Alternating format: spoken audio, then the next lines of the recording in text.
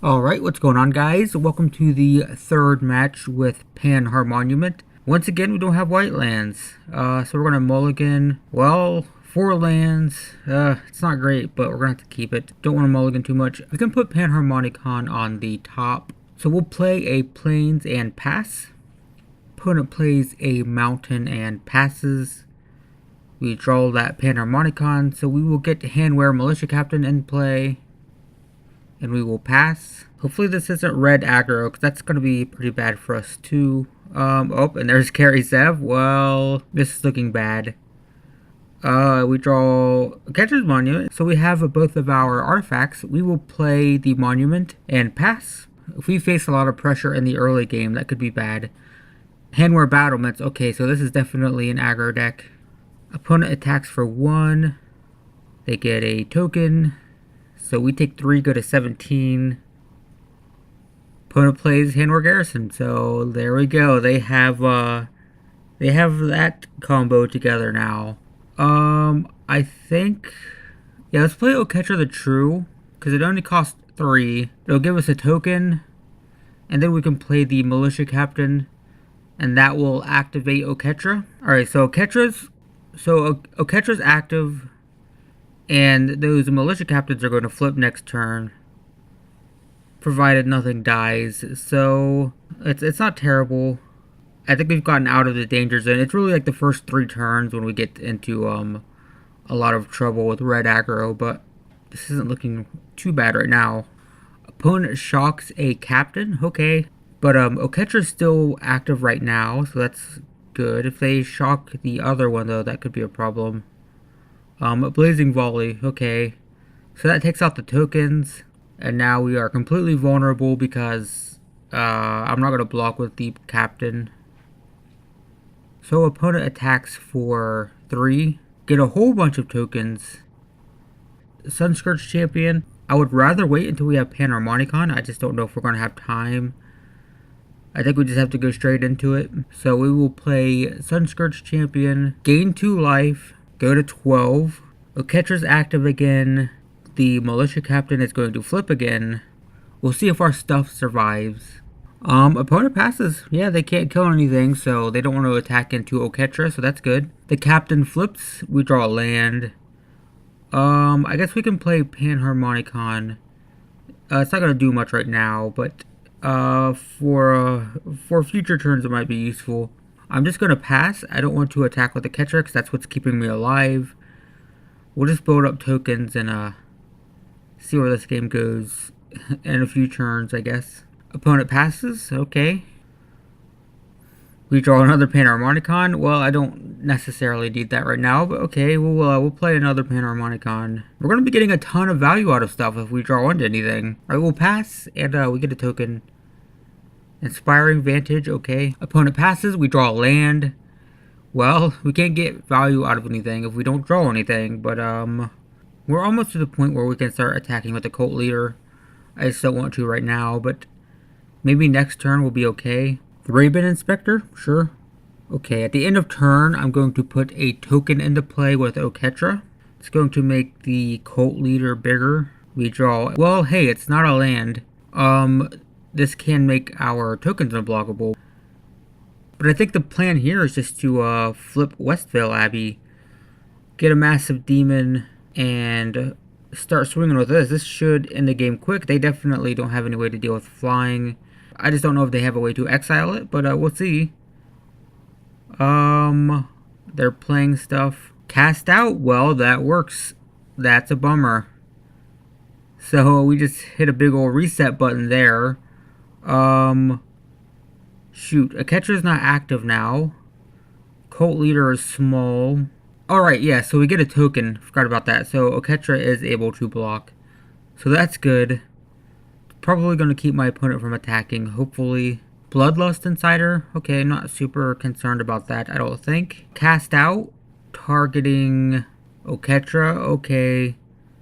Now we're in trouble. At least with Temet, we can safely block and let the Sunscourge Champion die. And that'll be okay, because then we'll have a 5-5. Oh, we draw another land. But we'll have a 5-5 unblockable every turn, so that's not terrible. So I guess we'll play Temet. We get a token. We can actually make the cleric token unblockable, and it's doing for a whole 1 damage. It's a 2/2, right? I forgot it gets +1/+1. So yep, take 2, I guess. Not super exciting, but in the future, if we get a Sunscourge champion, eternalized, that would be good. But we get a token. Cult leader is back to a 6/6, so that's not awful. Opponent plays a Thalia's lieutenant. Oh, that's really bad. Yeah, Thalia's lieutenant is that's painful. Okay, so things are big. If they attack with everything, it's not gonna go well. Authority of the consoles. So all of my stuff is going to enter the battlefield tapped, and they gain a life whenever I play a creature. So, and we draw a land. Land. Why?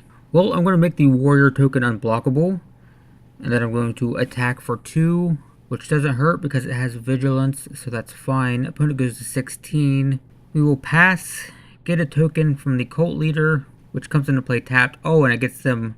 Right, we don't have to play it, it just has to enter the battlefield. So they're going to gain life every single time we get a token now. Honored Crop Captain, sure, so that's also really bad. This is a very aggressive deck. We've just been able to hold them in check. But I think they're about to overwhelm us. They've got so much power on the field. If only the cult leader had trample, we could have been attacking with it. It doesn't have trample, it's just a big clunky thing. Another Honored Crop Captain. Wow, so we're definitely screwed if they just attack with everything next turn. I mean, we might be able to live, but we're just everything. And we draw another land. Wow. We've gotten plenty of lands, that's for sure. I guess we'll make the warrior unblockable. We will attack for 2. Opponent goes to 15. But then we get a token and they gain 1 life. Thraben Inspector, sure. That's going to make the lieutenant bigger. Another authority of the consoles. So they've negated our unblockable warrior token. I mean, they have 3 more creatures than us. And if they just attack with everything, the 3 weakest creatures would be the 2 tokens and the Thraben Inspector, which are going to get +2/+0 each from the crop captains. So we would take. Yeah, we're dead. We're dead if they just attack all out, we're dead. The Thraben Inspector can attack. What am I thinking? It doesn't have. I forgot it just came into play. Well, they do attack with everything anyway, and I think we still might be dead regardless. Right. Oh, right, because the tokens come into play before the crop captain resolves. So the tokens do get buffed by that. So yeah, we're just dead. I mean, we can pretend to try to survive this, but obviously we can't. You know, we'll kill stuff. We'll just kill stuff because it makes us feel better about ourselves for just getting our butt kicked. You know, we'll kill this. We'll chomp that. All right, there we go. That makes me feel better, right? Yeah, because I'm only at -7, right? Sure. Well, we lost that one, and we were drawing another land next turn. Alright, I think I want Immolating Glare in this matchup. And we can take out Athalia's Lancers for that. And we'll take out a Cloud Blazer in favor of an Authority of the Consoles. And I think we're good. Alright, game 2. We have white lands, so that's nice. We're going to keep this. This is okay. It's a little bit faster. So maybe we have a chance of staving off the early game with this hand. Pious Evangel will also keep us in the game for a while. Thraben Inspector, sure. We draw another Militia Captain, okay. So let's play the Militia Captain and a pass. Opponent plays a Glory Bound Initiate. Well, that's a problem. That's going to be fast. Let's play the Sanitarium. Play Pious Evangel. Gain 1 life, and we will pass. Opponent cracks a clue token to draw a card. Authority of the Consoles, okay. So they're going to gain a life every time we play something, and all of our stuff's going to come into play tapped. Opponent attacks with the Glory Bound Initiate and exerts it, so it's a 4/4 lifelink. It's a really good card. I'm surprised it's not played more, because we're down to 17, they're up to 24. We draw Panharmonicon. No land to play it, though. I think I'm going to go into Thalia's Lieutenant and try to deal some damage of my own. So we gain 1 life. Opponent gains 1 life. We now have 2 3/3s on the field. We will attack with both of them. Opponent takes it, goes to 19. Opponent attacks for 1. Okay. We go to 17. Draw a Pious Evangel. Okay. That could be useful. So we'll play that. Opponent gains 1. We gain 2. Thalia's Lieutenant goes to a 2/2. And we will attack with everything. So opponent goes to 12. I mean, we're keeping up. We're matching the aggro deck with some aggro of our own. It's a little bit clunkier, but hey, it's working. No, Pious Evangel is not exactly aggro, but hey, it's a human, so with Thalia's Lieutenant, we kind of make it aggressive. Opponent plays a Handwear Garrison, okay, and an Honored Crop Captain. So it looks like they just really needed that red mana. They didn't have any before, and as soon as they hit it, it looks like things are starting to get out of hand. Opponent attacks with a Glory-Bound Initiate. Deals 4, gains 4. So we go to 15, they go to 16. Handwear Militia Captain is going to flip into the Cult Leader. We draw land, so you can play Panharmonicons now, but now I'm feeling a little bit pressured. I don't know if I want to waste turns doing that. Then again, if we play it and take some damage now and play Sunscourge Champion, we'll gain enough life that it won't matter. So yeah, let's do it. It'll be fine. Do I want to attack? I don't think so. I don't want the captain. I don't want the Cult Leader to die. I don't want the Evangel to die. No, I think we're just going to pass. We're just going to pass for now. We are going to get a token, which is going to double trigger our Pious Evangels and our Thalia's Lieutenant. So we go to 19, our opponent goes to 17, and Thalia's Lieutenant is a 4/4. So now we finally get to see, after 3 games, we get to see the Panharmonicon Westvale Cult Leader kind of thing with Pious Evangel and Thalia's Lieutenant. This is the blend of the Oketcher's Monument and the Panharmonicon here. We just haven't seen it yet. Opponent's playing a Lothnu Hellion.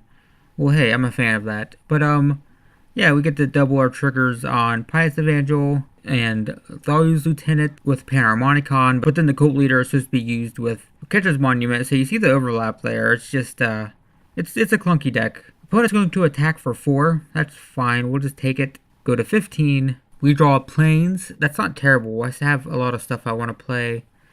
So do we want to go into another Panharmonicon, or do we want to do Sunscourge Champion? I think we're going to play the Champion. We gain a ton of life. Look at all these triggers. Holy crap. So we gain, what? 8 life. Opponent gains 1. Thalia's Lieutenant is going to get bigger. Yeah, opponent's going through triggers automatically. I just tend to auto-yield. Maybe that's a terrible thing, but it makes it go faster. But there we go. We're at 23. Opponent's at 18. We'll play the Captain. We get 4 more life. And Thalia's Lieutenant goes to an 8/8. And I see no reason not to just attack with the Cult Leader and the Lieutenant. They're probably going to have to chump block this. Opponent shocks the Captain, okay. But they take the damage, so they go to 4. They're at 4 life, we're at 27. We get a token. They gain 1, we gain 4. And we get 2 more +1/+1 counters on the Lieutenant. So we're at 31, they're at 5. Lieutenant is a 10/10, and the Cult Leader is a 7/7. So feeling pretty comfortable right now. Not feeling too bad.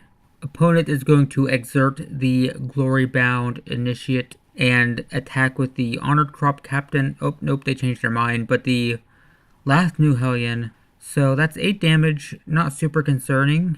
I'm just going to take all of this. It's fine. We go to 23. Opponent goes to 9.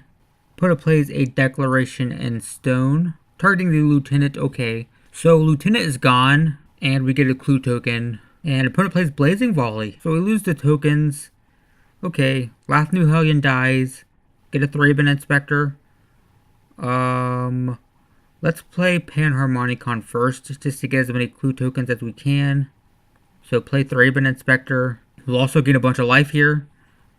So that's good. We get 3 clue tokens and 8 life. Not the worst thing. So we've got 4 clue tokens, so we could definitely start digging through our deck now.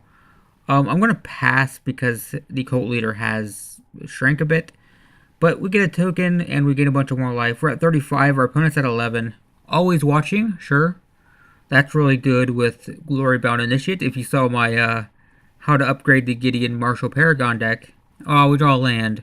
Well, hey, we've got clue tokens. Let's crack a clue token. Get, okay, an Emulating Glare. Let's crack another clue token. Temet, sure, we don't have islands. Just realized that we don't have islands still, but that's okay. There's not a lot of blue in this deck. So we're gonna pass, maybe? That always watching is scary with the Glory Bound Initiate, though. It's a powerful combo. But we get another token, gain a bunch of life. We're at 41, opponent's at 12.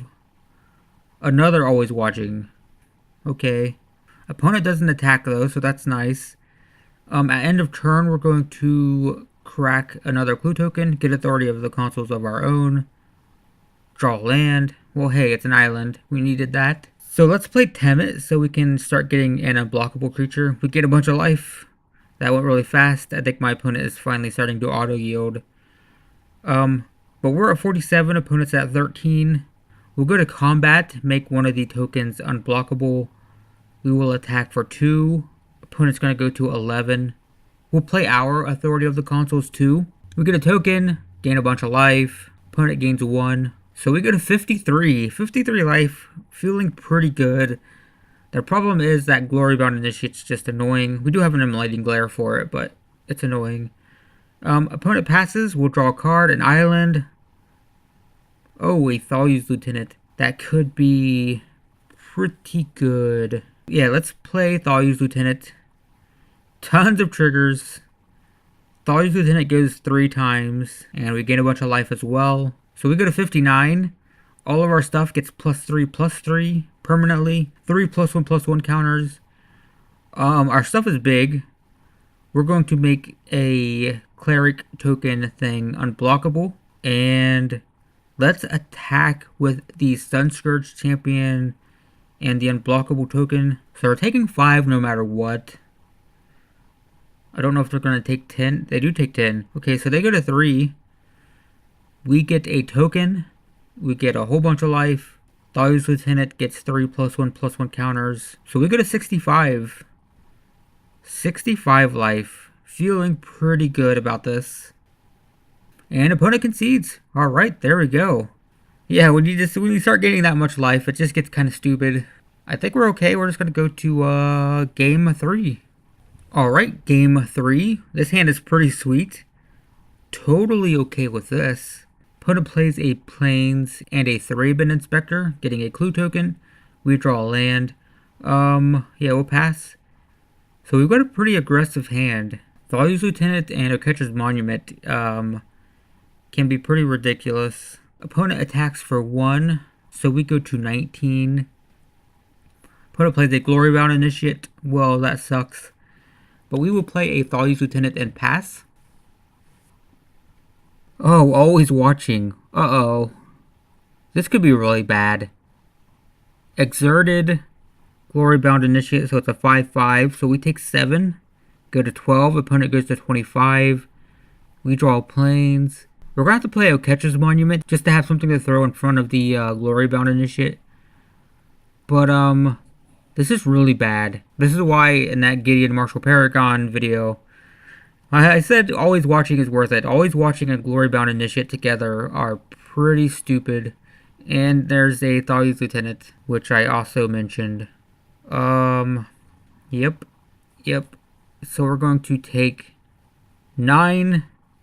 I'm just gonna take it, and we'll get a token next turn to throw in front of that Glory Bound Initiate. Opponent's at 31 on turn 4, and I'm at 3. Oh man. Yeah, we'll play Pious Evangel. Get a token, gain 1 life. Thalia's Lieutenant gets +1/+1. We'll play another Thalia's Lieutenant. We gain 1 life, and stuff gets bigger. Yeah. I mean, we've got a lot of work to do if we're going to get back into this game, and our opponent's almost out of time, so we have to go fast. Thalia's Lieutenant, jeez. So, Glory Bound Initiate is huge. I don't even know if this is going to be winnable. I mean, we can stall out, but this game's going to end before we have any way to make a comeback. Another Thalia's Lieutenant. So, holy crap. Glory Bound Initiate is a 7-5 Vigilance lifelink right now. Actually, it gets bigger when it attacks too. And our opponent attacks us for a lot because everything is huge. We're going to chump block the Glory Bound Initiate. We're going to chump block the Thalia's Lieutenant. And we're going to take 5 and go to 1. And desperately... Oh wait, they don't have any cards in hand, so they don't have a shock in hand, so that's nice. We draw... Oh, a land. Do we just lose like that? It looks like we do. Wow, after as long as this game has been, we're gonna lose that quick. Alright, I guess we concede. That's it. That was just a super fast start. Holy crap. I mean, look at that board. That's turn 5, and they have that. Glory Bound Initiate, Always Watching, and Thalia's Lieutenant. Definitely a super aggressive deck. Yeah, as I mentioned, I did make that Gideon Marshall Paragon, you know, how to upgrade it, and I did mention that kind of a kind of human tribal build with Glory Bound Initiate and Always Watching. But yeah, I guess we lost. I guess that was a lot of game for that quick of a game 3. But I guess we are 2-1. Not the worst record, especially considering how janky this deck is, and that was a perfectly, you know, decent deck. It's not a tier 1 deck by any means. You know, but it's an FNM level deck, I would say. Not a bad deck at all, really. I've been wanting to do a Handwear Garrison Battlements aggro deck in Modern, actually. It's just the Battlements and Garrison are not budget friendly at the moment, but we'll see what happens once they rotate. Anyway, for now, we are 2-1, and yeah, we're going to be playing 2 more games with it. We'll see if we can sustain this winning record.